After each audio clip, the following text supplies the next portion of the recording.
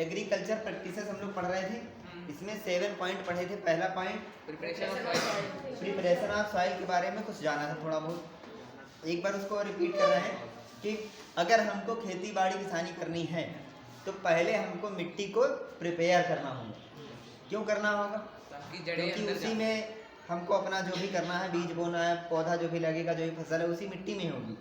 तो मिट्टी को प्रिपेयर कैसे करते हैं कि उसको हमें लूज करना है ना। जैसे मजबूत मिट्टी जिस पे तुम लोग खेलते हो फील्ड में, तुम्हारे मजबूत मिट्टी, उसमें तुम सीड डालोगे वो नहीं ग्रो करेगा। क्यों? क्योंकि वो सीड अंदर नहीं जा पाया है, उसको प्रॉपर न्यूट्रिएंट्स नहीं मिलेंगे। अगर किसी तरीके से उस सीड ने जर्मिनेट कर लिया फिर भी उसको उसकी रूट्स रास्ता नहीं बना पाएंगे क्योंकि वो मजबूत है क्या, मिट्टी। इसमें मिट्टी को लूज करना होगा। दूसरा, अगर वो उस मजबूत मिट्टी पे पानी डालोगी तो नीचे नहीं जा पाएगा उतना ज़्यादा, वो सब इवापोरेट हो जाएगा और मिट्टी लूज होगी तो पानी डालते जाओ अंदर जाता जाएगा। समझ गए कि नहीं? तो ये चीज़ थी, समझ गए। अर्थवम उसी लूज मिट्टी में ही रह पाएगा, मजबूत मिट्टी में रह पाएगा केचुआ नहीं। लिखा है the process of loosening and turning of the soil is called tilling और फ्लोइंग। अब देखो यही क्वेश्चन होगा ये वाला कि what is tilling, what is ploughing. दो क्वेश्चन है इसमें। टिलिंग टिलिंग वो वाला नहीं कि बेल बजा रहे हैं, टिलिंग टिलिंग वाली वो नहीं है। नहीं, घर में भी तो होता है टिलिंग टिलिंग वो वाला। The process of loosening and turning of the soil is called tilling and ploughing. यानी कि मिट्टी को लूज करना या फिर उसको टर्न करना, पलटना, क्या कहलाता है? टिलिंग और प्लगिंग एक चीज। प्लगिंग नहीं लिखा है, फ्लोइंग लिखा है। फ्लो माने जोतना, अलग अलग चीजें अभी आगे मिलेंगी। और लगा है बीच में। हाँ और लगा है, अभी देखो फर्क दोनों चीजों में दिखेगा। मतलब सर उसको ढीला करना मिट्टी को और पलटना, उसको कहते हैं टिलिंग और अभी देखो मिलेगा। This is done by using a plough. Plough माने क्या होता है? हल। हल। Ploughs are made of wood or iron. ये लकड़ी के भी होते हैं और लोहे के भी होते हैं। पहले लकड़ी के होते थे। अब आयरन के आते हैं। If the soil is very dry, अगर सॉइल बहुत ज़्यादा ड्राई है, इट में नीड वाटरिंग बिफोर प्लोइंग, है ना। पहले कहते हैं छपा दिया जाए खेत, है ना। पहले पानी भरा जाएगा तब। द प्लोड फील्ड में have big clumps of the soil called crumbs. जब जोत दिया, प्लोइंग हो गई, उसके बाद बड़े बड़े जो है मिट्टी के ढेले हो सकते हैं। तो उसके लिए क्या होता है देखो, उनको कहा जाता है क्रम्स। क्या कहा जाता है? अंडरलाइन करो इसको। मतलब सर इसको हिंदी में एक बार बताइए। इसको हिंदी में फिर से बताइए। जब खेत को जोत देते हैं, जोतने के बाद मिट्टी के बड़े बड़े वहाँ पे इकट्ठे ढेले हो जाते हैं, उनको क्या बोलते हैं? Crumbs. It is necessary to break these crumbs. Levelling the field is beneficial for sowing as well as for irrigation. इनको, इन जो बड़े बड़े क्रम्स हैं, इनको तोड़ना, और अगर इनको तोड़ेंगे साथ में लेवल हो जाएगा। देखो अगर जोत करके पूरे खेत को जोत करके छोड़ दिया जाए तो क्या होगा? वैसा नहीं होगा, वो ऊंचा नीचा होगा, उसको पानी भरने में, उसको बोने में बहुत ज़्यादा दिक्कत होगी। तो जोतने के बाद, मतलब कि फ्लोइंग और टिलिंग के बाद उसको क्या करना पड़ता है? लेवलिंग भी करनी पड़ती है। क्यों? क्योंकि तभी उसमें आसानी से हम कुछ बो सकते हैं, सोविंग कर सकते हैं या इरिगेशन कर सकते हैं। पानी लगाओगे, अगर खेत बराबर है, एक जगह पे पानी वाला तुमने जो भी पाइप डाल दिया, पूरे में उसमें धीरे धीरे जा रहा है। अब बीच में ऊंचा नीचा है तो यहाँ भर गया ज़्यादा, यहाँ पे कम, यहाँ पे जहाँ ज़्यादा भर गया वहाँ के बीज ऐसे सड़ गए पानी ज़्यादा होने की वजह से। जहाँ पे कम पानी पहुँचा, जहाँ पे ऊंचा है वहाँ पे कम पानी पहुँचा, इसलिए वो नहीं चल पाया। तो पूरी की पूरी फसल क्या हुई तुम्हारी? है ना। लिखा है इसका इस्तेमाल किया जाता है लेवलिंग का। लेवलिंग करने के लिए किसका इस्तेमाल किया जाता है? लेवलर का। लेवलर जानते हो? जानते हो? हाँ, बड़ा सा होगा, हल के पीछे बांध के चलाते हैं, ठीक है। उस पे बैठते भी हैं सर, वो मिश्रा उसके ऊपर बैठते हैं। मजा तो दबाव दे सके, तभी तो मजा है। सम टाइम, अब जो वो कल्टीवेटर जो आया उसमें तो इनबिल्ड होता है, उसमें अंदर ही वो रोटेट भी कर रहा है, मिट्टी को पूरा जो पाउडर बना देता है, पीछे उसमें बराबर करने वाला भी है ना। Sometimes manure is added to soil before tilling. अब टिलिंग करने कह रहे हैं, कभी कभी जब खेत में देखा कि जो है उसकी जो फर्टिलिटी है वो कम हो गई, तो टिलिंग करने के पहले उसमें मैन्योर ऐड कर दो। यानी कि अभी मान लो जैसे हमको इस पूरे एरिया को एक खेत बनाना है बोने के लिए, तो पहले हम इसमें सड़ा हुआ गोबर ला के डाल देंगे, मैन्योर ला के डाल देंगे। अभी डाल दिया ऐसे ही, फिर पूरे में फैलवा दिया उसको, ठीक। अब उसकी टिलिंग और फ्लोइंग किया, फिर लेवल किया, फिर उसमें पानी और सीड जो है अब डालेंगे, समझे कि नहीं? Yes. ऐसा क्यों करते हैं कि प्रॉपर मिक्स हो जाए। ये तुम लोगों ने गांव में अभी भी कुछ देखो, गांव में बहुत सारी बातें ऐसी होती हैं जो बहुत दिमाग लगा के बनाई गई हैं, लेकिन लोग उनको पुरानी की तरह चले आ रहे हैं, अब उसमें कुछ अपने आप से उन्होंने मॉडिफाई किया है, वो गड़बड़ कर रहे हैं। जैसे हम कोई अगर हम पौधा लगाते हैं, मान लो छोटा सा नया पौधा, मान लो तुम इतना बड़ा कोई भी पौधा लाते हो, हम एग्जाम्पल के तौर पे मान लेते हैं मैंगो का पौधा तुम इतना बड़ा खरीद के लाए और तुम ज़मीन खोदा, गड्ढा खोदा, उसमें लगा रहे हो। तो ये बताओ कि जैसे गड्ढा खोदा उसके मिट्टी में गोबर को प्रॉपर मिक्स करके तब फिर डालना चाहिए, या फिर पौधा लगा दिया ऊपर से थोड़ा गोबर ऐसे चिपका दिया? सर ऊपर से थोड़ी चिपकाया जाता है सर लेकिन हाँ, ऊपर करके चिपका सर, ऊपर से चिपकाना चाहिए। ऊपर से चिपकाना चाहिए। हाँ हाँ और मिक्स करके चिपकाना चाहिए, लेकिन सर लोग तो सब ऊपर से। वही तो बात है कि अभी भी गांव में 90% लोग पूरे मिट्टी में कुछ नहीं करेंगे, ये मिट्टी में गोबर में, यही करते मिट्टी में गोबर थोड़ी ना डालना है, मिट्टी और सफेद सफेद डाल। एग्रीकल्चरल इम्प्लीमेंट्स लिखा है before sowing the seeds it is necessary to break soil clumps to get better yield. बीजों को बोने के पहले वो जो क्रम्स हैं बड़े बड़े, जो वही पत्थर बड़े बड़े ढेले, उनको फोड़ना जरूरी है। This is done with the help of various tools, इसके लिए अलग अलग टूल्स होते हैं, एक अभी लेवलर पढ़ के आए हो, ठीक। The main tool use for this purpose are the plough, hoe and cultivator. अब इनके बारे में एक एक करके है। प्लो होता है जो नॉर्मल जोतने वाला हल होता है ना, ये पुराने समय से इस्तेमाल किया जा रहा है। वो इसके क्या होता है? हो अभी हो पे पहुंचे हो, इतना का एक यहाँ तो वो आगे हो, देखो इधर देखो, हो का एक टॉपिक है तो क्यों परेशान हो। पहले प्लो, ये पुराने जमाने से चलता हुआ आ रहा है। इसमें क्या होता है, एक नुकीला सा भाग बना होता, बना हुआ है देखो नीचे, लकड़ी का बना होता है। ठीक। और ये इसका जो लंबा वाला आगे वाला भाग है वो बैल और कौन कौन से जानवर इस्तेमाल किया जाता है, घोड़े इस्तेमाल किए जाते हैं, और हॉर्स और घोड़े तो एक ही बात हो गई। कैमल इस्तेमाल किए जाते हैं। 3 जानवरों का नाम बताया गया है, कौन कौन से। तो इसमें क्या होता है कि ये जा करके जो इसके लंबा वाला सिरा है वो उस जानवर के कंधों पे जाके अटका दिया जाता है, और वो जब आगे बढ़ता है तो जमीन को खोदते हुए चलता है, ठीक। सिंपल सा है। अब हो के बारे में देखो, लिखा इट इज सिंपल टूल। देखो इसका फोटो बना होगा आगे पेज नंबर 4 पे, देखो इसका फोटो बना है मिट्टी को टर्न करने के लिए।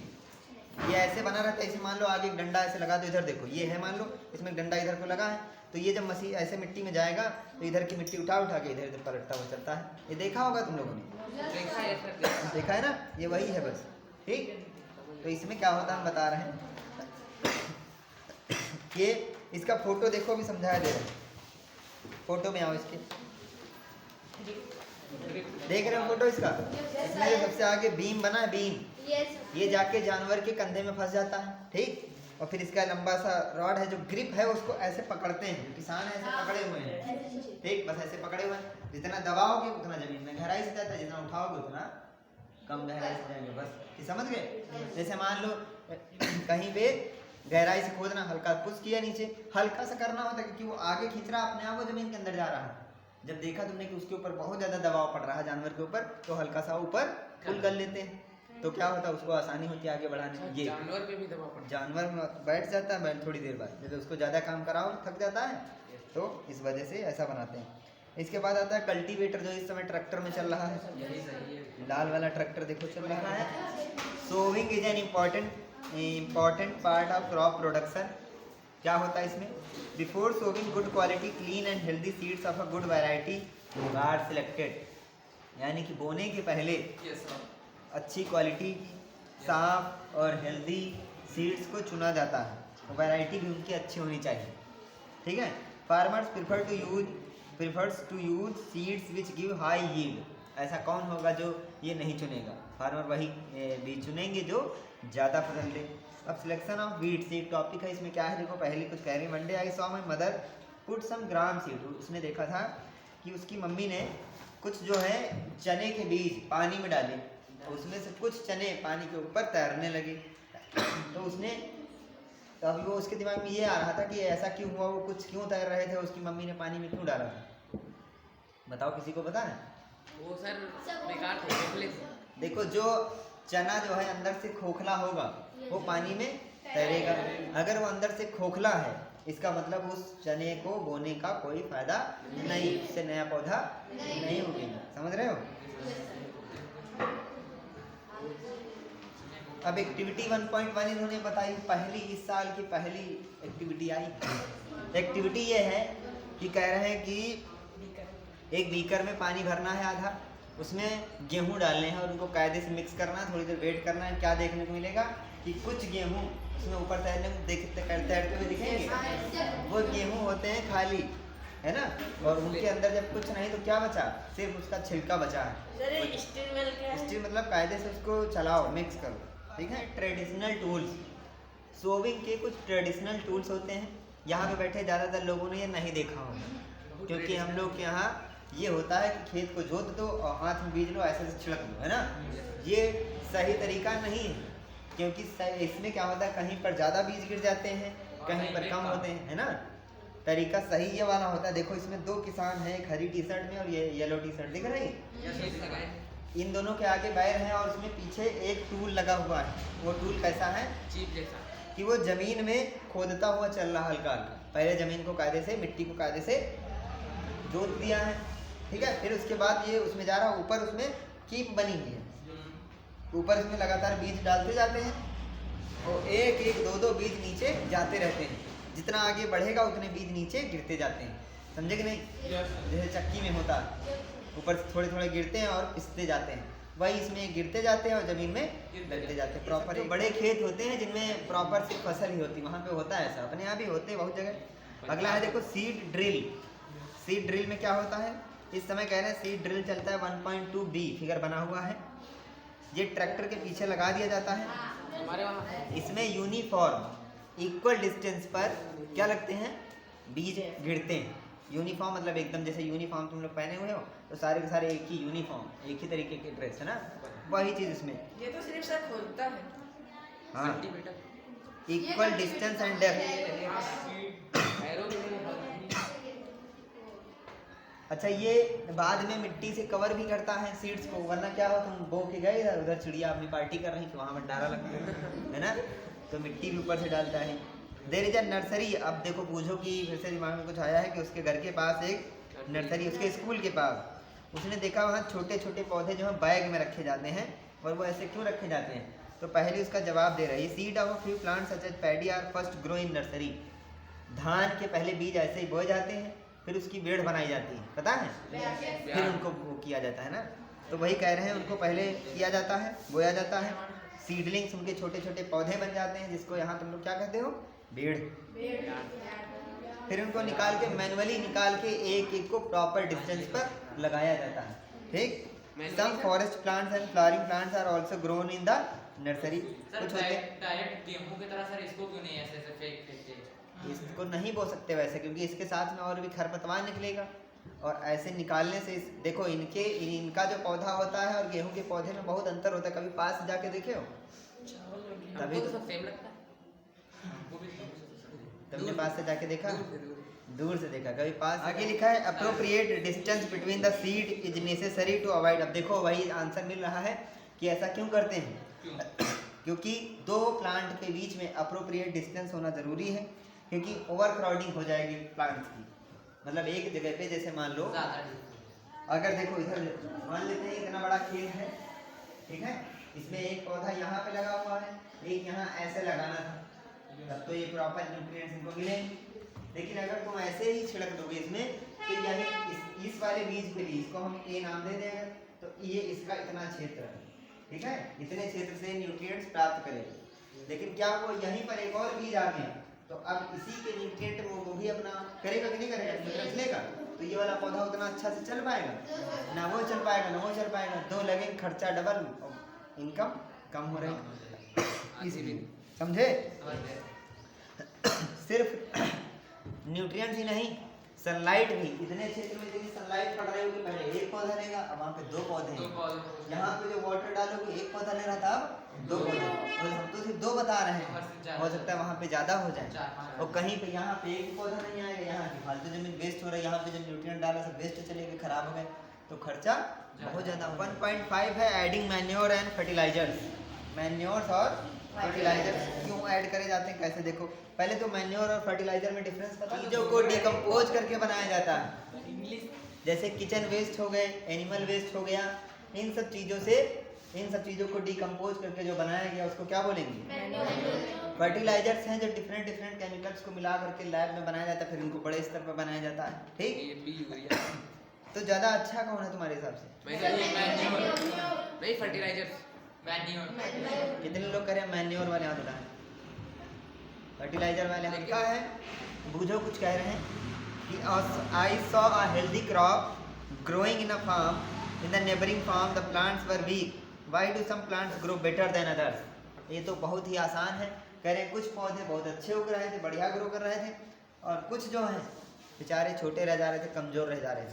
ज्यादा न्यूट्रिशन जैसे बहुत सारे कारण हो सकते हैं, सिर्फ यही टॉपिक पढ़ रहे हो तो यही बताना है, लेकिन कारण बहुत सारे हो सकते हैं। हो सकता है उसमें कोई कीड़ा लगा हो, क्योंकि वो अभी टॉपिक नहीं, इसलिए वो नहीं बताना है। हो सकता है उसको प्रॉपर पानी ना मिल रहा हो, है ना? हो सकता है उसकी जो वैरायटी सही ना हो, उसका सीड पहले से खराब हो, मिट्टी खराब हो, कुछ भी हो सकता है। कोई आके हिला के चला गया हो, पैर के नीचे उसकी कोई जड़ काट के चला गया, कई सारे कारण हो सकते हैं, लेकिन जो टॉपिक है आंसर वही करना है। ठीक है,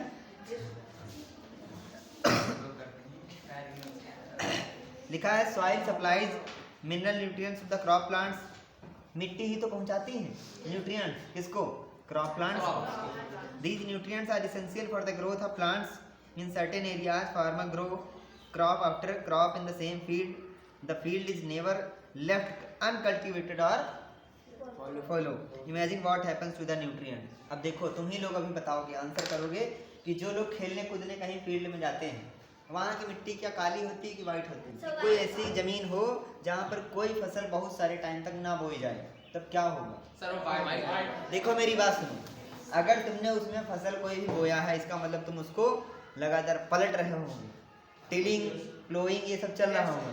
इसमें क्या हुआ, लगातार ऊपर वाली मिट्टी जो है टाइट हो गई, और ऊपर वाली मिट्टी हवा के साथ अपने न्यूट्रिएंट्स बाहर ले गई। बारिश हुई, पानी बरसा, लेकिन वो उसके फायदे के लिए नहीं बरसा, वो उसके नुकसान के लिए बरसा। क्यों? जब पानी बहा तो हम लोगों ने पढ़ा था एक बार कि मिट्टी बह जाती है, सॉइल इरोजन हो गया। अगले साल पढ़ा था, पिछले साल हमें डरा देते हो कि टाइम मशीन बना लिया तुमने। पिछले साल ना, तो सॉइल इरोजन के साथ ऊपर की जो अच्छी मिट्टी थी वो बह गई, है ना? अब उस मिट्टी को पलटा जाएगा, तब तो उसमें कुछ है भी, लेकिन उसको पलटेंगे तब जब उसमें कुछ बोएंगे। यही तो सवाल है कि जब उसमें कुछ बो नहीं रहे तो क्या होगा? यही होगा कि वो मिट्टी एकदम कड़क हो जाएगी और बेकार हो जाएगी, फर्टाइल नहीं बचेगी। उस पे कुछ बोए ना, पर उसे मतलब कि महीने में 1-2 बार तो और खराब हो जाएगी, क्योंकि तुम उसको पलट दिए, पहले ऊपर की उड़ की गई, पलट दिए वो भी उड़ की गई, फिर पलटे और वो एकदम जो भरता हो, क्योंकि बाग में रूट्स हैं बहुत सारे, वो पकड़े हुए हैं उसको। यही तो बताया था, सॉइल इरोजन को रोकने के तरीके क्या बताए गए थे? पौधे लगाओ, अब पौधे में हर्ब्स लगाओ तो बाग में छोटे छोटे पौधे अपने आप निकल आते हैं, अपने मन से आ जाते हैं। और एक चीज़ और, अभी यहाँ पे जीरो कल्टीवेशन जब था, यानी कि जब कुछ नहीं किया तब के लिए हो गया। अब अगर बहुत ज़्यादा कल्टीवेशन किया जा रहा कि एक फसल उगाई, काटी, दूसरी बोदी, फिर काटी, फिर तीसरी बोदी, ऐसे अगर कर रहा था फिर क्या होगा? तब भी कमज़ोर हो जाएगी। तो इसको रिचार्ज करने के लिए भी होता है कि इसमें मैन्योर और फर्टिलाइजर डाले जाए। समझ रहे हो? Manure is an organic substance obtained from decomposition of plant और एनिमल वेस्ट। क्वेश्चन आएगा, लिख के ले लो, क्या आएगा?